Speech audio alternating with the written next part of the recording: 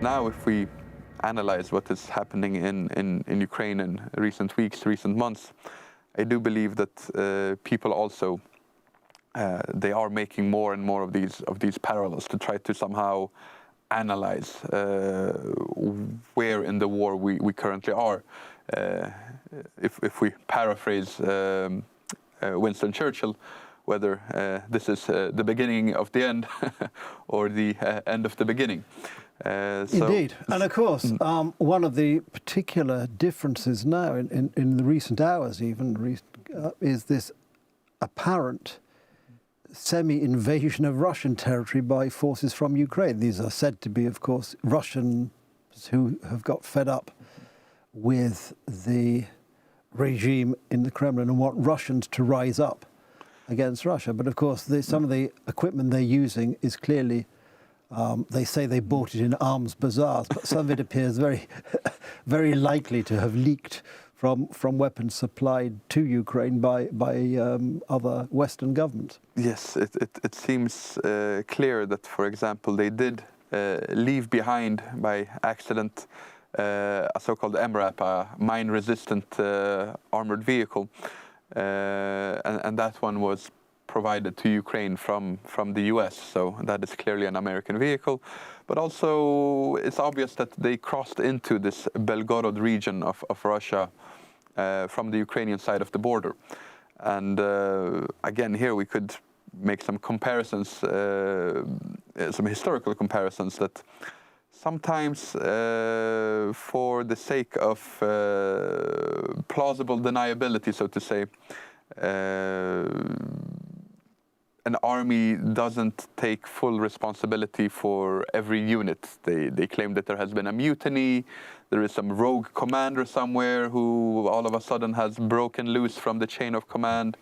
Here in Poland, of course, the most famous example is the Żeligowski mutiny, when in order to not anger the Western allies too much after the First World War, and when the Poles had again defeated the Red Army in the Battle of Warsaw, they had pushed back the Red Army quite far east, but large parts of what is today Lithuania, but what the Poles considered core Polish territory in the interwar era, and especially the city of Vilnius itself. The so-called Żeligowski mutiny, named after Lucjan Żeligowski, the commander, officially was a case of an element of the Polish army that conducted a mutiny and took the city of Vilnius on its own. Of course, a vast majority of the people living in those times, and naturally, after having studied the historical documents today, we all know that this was just an excuse that was being used externally.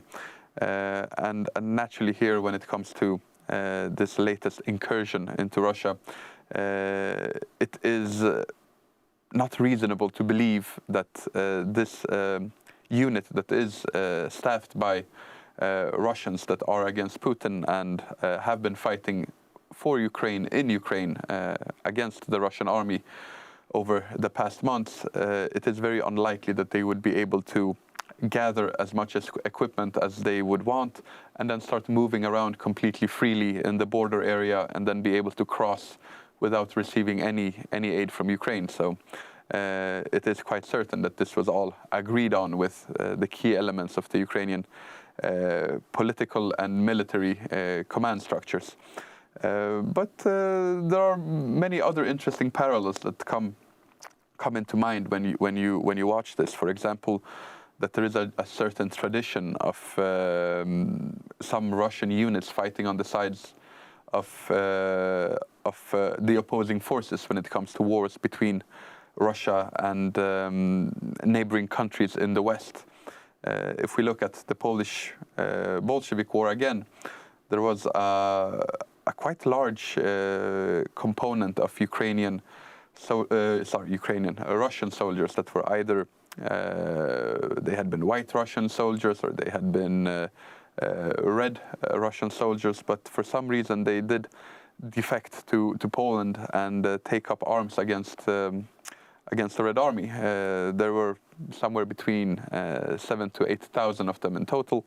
But there were quite many of them had reached Poland and expressed that they were willing to fight, and they were in the process of receiving some training and equipment, but they were never really put into battle before the war ended. So the Poles had hopes of expanding this unit to 15 or even 20,000 soldiers.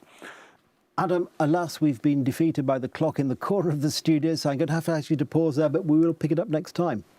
Alas, I've had to interrupt Adam almost in mid-sentence, but fear not, if you join us next time on Poland Daily History, as I hope you will, we'll pick up the story. In the meantime, thank you for watching.